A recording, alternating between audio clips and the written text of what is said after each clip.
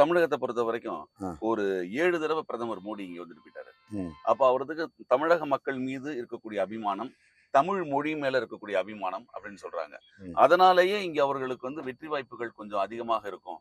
ஏன்னா அண்ணாமலை போன்றவர்கள் வந்து இளைஞர்களை கவரக்கூடிய ஒரு சக்தியா இருக்காங்க. அதனால நாங்கள் இந்த முறை ஒரு 25% வாக்கு சதவீதம் வாங்குவோம். ஒரு 7லிருந்து 8 இடங்களை பிடிப்போம் அப்படின்னு மிகப்பெரிய ஒரு அ நம்பிக்கையில சொல்றாங்க பாரதிய ஜனதா கட்சி. நீங்கள் முழுக்க முழுக்க எதிர்க்கக்கூடிய பாரதிய ஜனதா கட்சி. இல்ல அதெல்லாம் அவங்களுடைய விருப்பத்தை வெளிப்படுத்துகிறார்கள். ஆனால் கிரவுண்ட் ரியாலிட்டி அந்த மாதிரி இல்ல. பாஜகவுக்கு அவங்களுடைய சின்னத்தை வரைவதற்கே தமிழ்நாட்டுல தொண்டர்கள் கிடையாது. கூட்டணி கட்சிக்காரங்க தான் இன்னைக்கு வரையிறாங்க. அதுக்குன்னு கான்ட்ராக்ட் விட்டு எழுத வைக்கிறாங்க. அதனால அவங்க ஊடகத்துல ஒரு பெரிய தோற்றத்த, மாய தோற்றத்த உருவாக்குறாங்களே தவிர, உண்மை அது அல்ல. புயல் அடித்தபோது வராத மோடி அவர்கள், பெரும் வெள்ளத்தால் மக்கள் பாதிக்கப்பட்ட போது வராத மோடி அவர்கள், தேர்தல் நேரத்தில் திரும்ப திரும்ப வருகிறார். இது அரசியல் ஆதாயத்திற்குத்தான் என்பதை தமிழ்நாட்டு மக்கள் புரியாதவர்கள் அல்ல. மிக எளிதாக இதை புரிந்து வைத்திருக்கிறார்கள். 33,000 கோடி வெள்ள நிவாரணம் கோரி தமிழக முதல்வர் கடிதம் எழுதினார். நேரிலே சந்தித்து அமைச்சர்கள் பேசினார்கள். ஆனால் அதை ஒரு பொருட்டாகவே எடுத்துக்கொள்ளவில்லை. அதேபோல ஜிஎஸ்டி வரியில் தமிழ்நாடு அரசுக்கு சேர வேண்டிய நிதியை முழுமையாக இன்னும் கொடுக்கவில்லை. தமிழ்நாட்டை ஓரவஞ்சனையோடு பார்க்கிறது பாஜக அரசு. ஏனென்றால் பாஜகவை எதிர்க்கிற ஒரு கட்சி, வலுவாக எதிர்க்கிற ஒரு கட்சி தமிழ்நாட்டை ஆண்டு கொண்டிருக்கிறது, திமுக. இன்னும் சொல்ல போனால் அகில இந்திய அளவிலேயே தமிழ்நாடு தான் பிஜேபிக்கு மிக பெரிய சவாலாக இருக்கிறது. அவர்கள் அமைப்பை உருவாக்குவதிலும் போராடுகிறார்கள். தமிழ்நாட்டு மக்களிடம் ஒரு நன்மதிப்பை பெறுவதற்கு அவர்களால் முடியவில்லை. எத்தனையோ பல தலைவர்களை மாற்றி மாற்றி நியமித்து பார்த்தார்கள். ஆனால் இது மக்களுக்குரிய கட்சி என்று இன்னும் தமிழ்நாட்டு மக்களால் ஏற்க முடியவில்லை. இது யதார்த்தமான உண்மை. அவர்கள் தேர்தலுக்காக தமிழ் பிடிக்கும், இட்லி பிடிக்கும், தமிழ் பெருமை மிகு மொழி, தமிழை பரப்புவதற்கு, வளர்ப்பதற்கு உலகமெங்கும் உரிய ஏற்பாடுகளை செய்வோம், திருவள்ளுவர் பெயரில் பண்பாட்டு மையங்களை நிறுவுவோம் என்றெல்லாம் இப்போது தேர்தல் அறிக்கையிலே அறிவித்திருக்கிறார்கள். இதுவெல்லாம் இந்த தேர்தலில் தமிழ்நாட்டில் கணிசமான வாக்குகளை பெற வேண்டும் என்பதற்காகவும், ஒரு குறிப்பிட்ட எண்ணிக்கையிலாவது தொகுதிகளை வெல்ல வேண்டும் என்பதற்காகவும் அவர்கள் நடத்துகிற ஒரு மாய்மால அரசியல் இது. இந்த மாய்மால வித்தைகளுக்கு இரையாகக்கூடியவர்கள் தமிழர்கள் இல்லை என்பதை இந்த தேர்தல் முடிவில் உணர்த்துவார்கள். இல்ல இதுவரைக்கும் ஒவ்வொரு தேர்தலையும் பொதுவாக அதிமுக மற்றும் திமுக இதுக்கு தான் நேரடி போட்டிகள் பொதுவாகவே இருக்கும். இவங்க அவங்கள எதிர்ப்பாங்க, அவங்க இவங்க எதிர்ப்பாங்க. நீங்களும் திராவிட கட்சிகளோடு இணைந்து ஏதோ ஒரு கட்சியில செயல்பட்டு வருவீங்க. 2 கட்சியும் சேர்ந்து எதிர்க்கிறது மாரி நிலைமைகள்லாம் வரும். ஆனா இந்த தடவ பார்த்தீங்கன்னா, திராவிட முன்னேற்ற கழகம் வர்சஸ் பிஜேபி அப்படின்ற மாரி ஒரு கான்செப்ட்ட கொண்டு வந்துட்டாங்க. அப்படிங்கும்போது நேரடி எதிர்க்கட்சி பிஜேபி அப்படின்ற மாரி ஒரு தோற்றம் திராவிட நிறுவ முன்னேற்ற பார்க்குறாங்களா? கழகம் பிஜேபி அது இப்போ எப்படி கன்வெர்ட் ஆயிருக்குன்னா, இந்தியா பிளாக் பிஜேபி அல்லது இந்தியா பிளாக் வெர்சஸ் என்டிஏ. இதுதான் உண்மையான இருதுருவ அரசியல். தமிழ்நாட்டில் நாம் பிஜேபி எதிர்ப்பதனால் தமிழ்நாட்டில் இருக்கிற பிஜேபி எதிர்க்கிறோம்னு அர்த்தம் இல்லை. அகில இந்திய அளவில் பிஜேபி ஆட்சிக்கு வரக்கூடாது. இப்போ இந்த கூட்டணி, திமுக தலைமையிலான கூட்டணியின் தேர்தல் களம் என்பது 40 தொகுதி என்கிற போது தமிழ்நாட்டு எல்லையோடு முடிந்து விடுகிறது. ஆனால் எங்களுடைய கருத்தியல் ரீதியான யுத்தம் என்பது அகில இந்திய அளவில் எமது தேர்தல் களத்தை விரிவுபடுத்தி இருக்கிறோம். ஆகவே திமுக மற்றும் திமுக தலைமையிலான கட்சிகள் அனைத்தும் பாஜகவை எதிர்க்கிறோம் என்றால் அது தமிழ்நாட்டில் இருக்கிற பாஜக என்று புரிந்து கொள்ளக்கூடாது. தமிழ்நாட்டை பொறுத்தவரையில் திமுக அணி வெர்சஸ் அதிமுக அணி, இப்படித்தான் இங்கே களத்தில் யதார்த்தமான நிலவரம் உள்ளது. பாரதிய ஜனதா பாட்டாளி மக்கள் கட்சியோடு கூட்டணி வைத்திருக்கிறது என்பதனால் அவர்களின் சின்னம் ஆங்காங்கே பாட்டாளி மக்கள் கட்சியினரால் வரையப்படுகிறது. பாமக தொண்டர்கள் தான் பிஜேபியை வளர்க்கிறார்கள் அல்லது கிராமங்களுக்கு எடுத்து போகிறார்கள். இப்போ சிதம்பரம் நாடாளுமன்ற தொகுதியை பொறுத்தவரை நீங்க நிற்கும்பொழுது ஒரு சில விமர்சனங்கள் எழுந்திருக்கு, நீங்க கேள்விப்பட்டிருப்பீங்கன்னு நினைக்கிறேன். அதாவது சிதம்பரம் நடராஜர் கோவிலுக்கு நீங்கள் சென்றது மற்றும் அவர்களெல்லாம் உங்களை வரவேற்றது, இதெல்லாம் இன்னும் சொல்ல சமூக ஊடகங்களில் எப்படி பரப்பப்படுது அப்படின்னா, இந்து மதத்தை தீவிரமாக எதிர்க்கக்கூடியவர் எதற்கு இப்போ தேர்தல் களம் வந்த உடனே இந்து மதத்திற்கு ஒரு ஆதரவான கோவிலுக்கு செல்கிறார், நீங்கள் விபூதி வைத்துக் கொள்கிறீர்கள் அப்படின்லாம் சமூக வலைதளங்களில் தொடர்ந்து விமர்சனங்கள் வைக்கப்படுகிறது பாரதிய ஜனதா கட்சிக்காரர்களால். அதுக்கு நான் பல முறை பதில் சொல்லியிருக்கிறேன். இல்லை, இந்த முறை ரொம்ப தீவிரமா ஒரு சொல்லியிருக்காங்க. ஒரு வேட்பாளருங்கிற முறையில் நான் எல்லாருக்கிட்டையும் ஓட்டு கேட்கணும். எனக்கு ஓட்டு போடுறவங்கள மட்டும்தான் பார்த்து ஓட்டு கேட்கணும்னா அது வந்து ஜனநாயக நெறிமுறை இல்லை. ஓட்டு போட்டாலும் ஓட்டு போடலாலும் மக்களை பார்க்கணும், அவங்கள்ட்ட வந்து வாக்கு சேகரிக்கணும். நான் ஒவ்வொரு தேர்தலுமே 1999 6 முறை, இப்போ 6வது முறை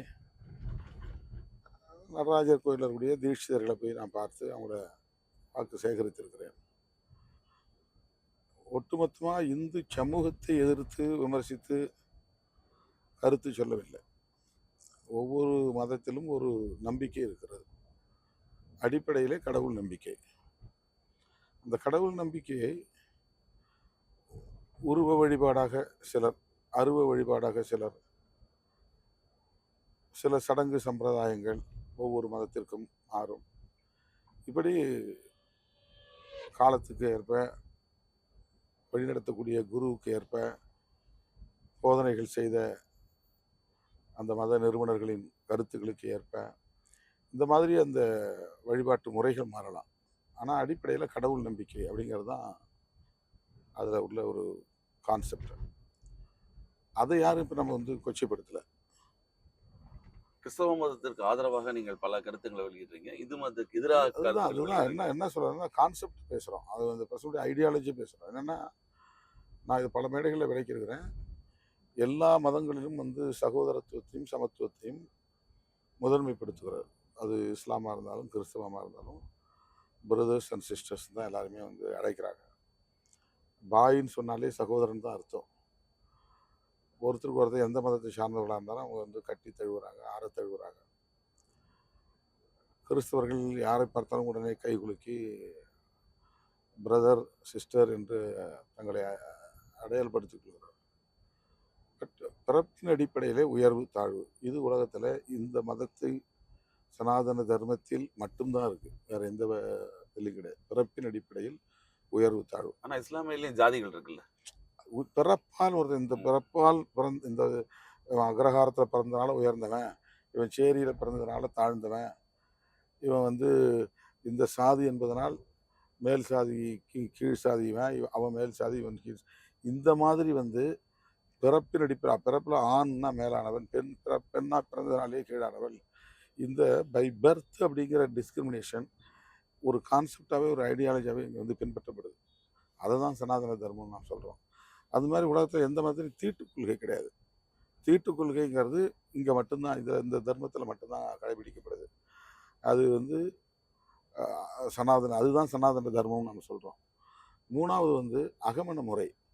ஒரே சாதிக்குள்ளேயே குலம் கோத்திரம் பார்த்து திருமணம் செய்து கொள்வது, மாறி செய்தால் ஆணவ கொலை செய்வது, இது உலகத்தில் எந்த மதத்திலுமே கிடையாது. இந்த 3 கிரைட்டீரியா, இதைத்தான் நம்ம வந்து சனாதன தர்மம்னு சொல்கிறோம்.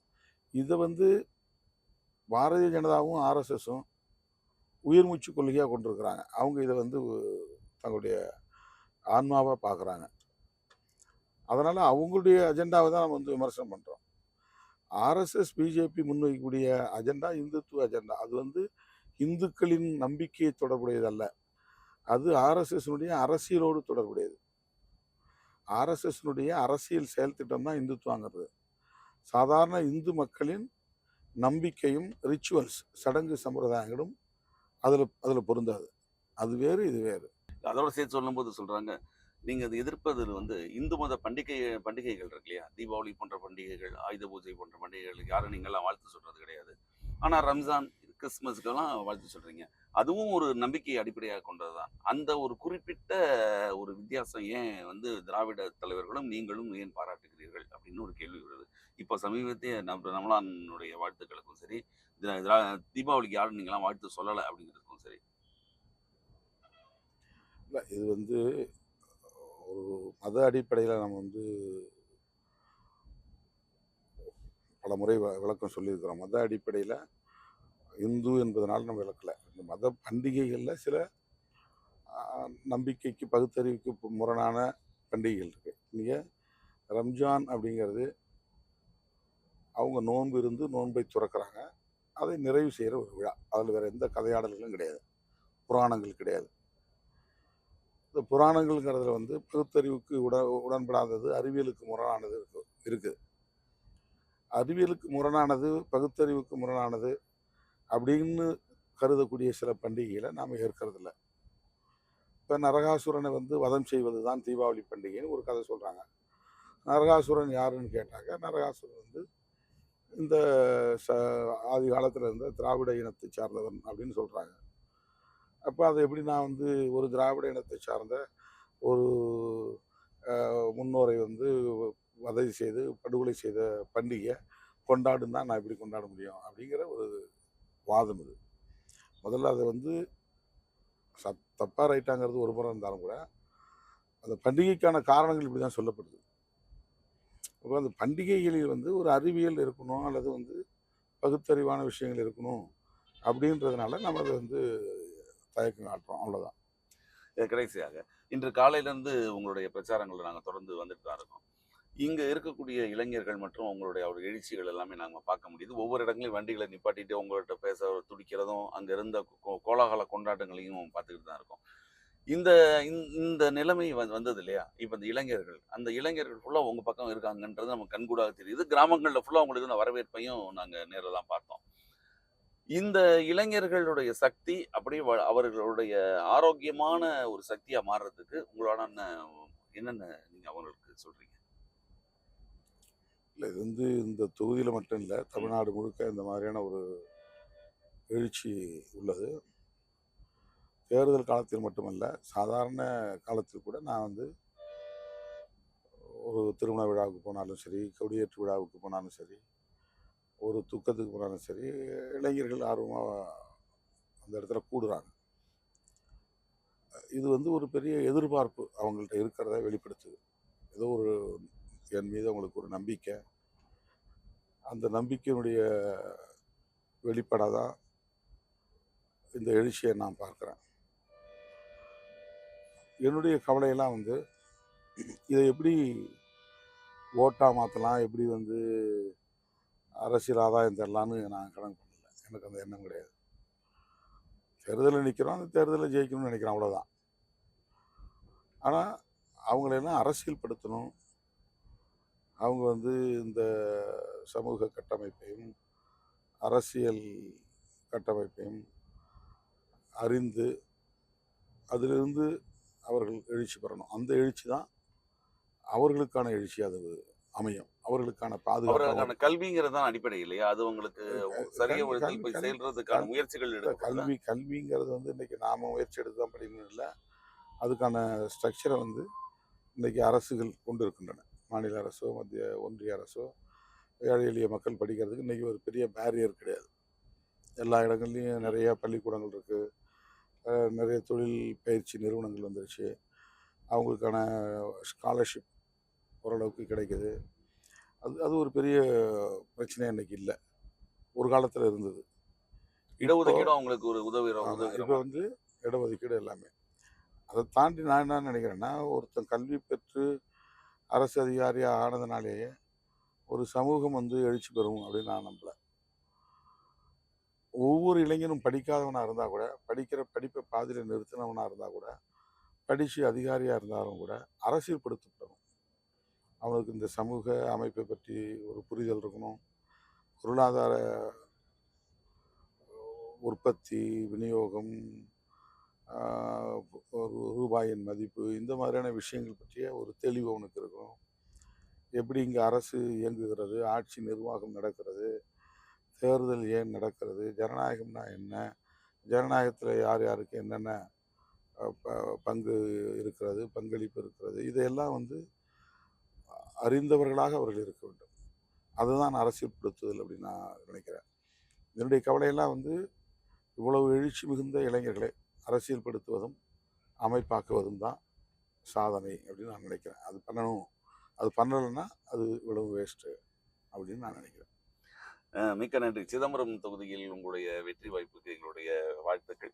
மிக்க நன்றி. மற்றும் உங்கள் கூட்டணியுடைய வெற்றி வாய்ப்புகளுக்கு எங்களுடைய மிக்க நன்றி. நன்றி நன்றி நன்றி நன்றி.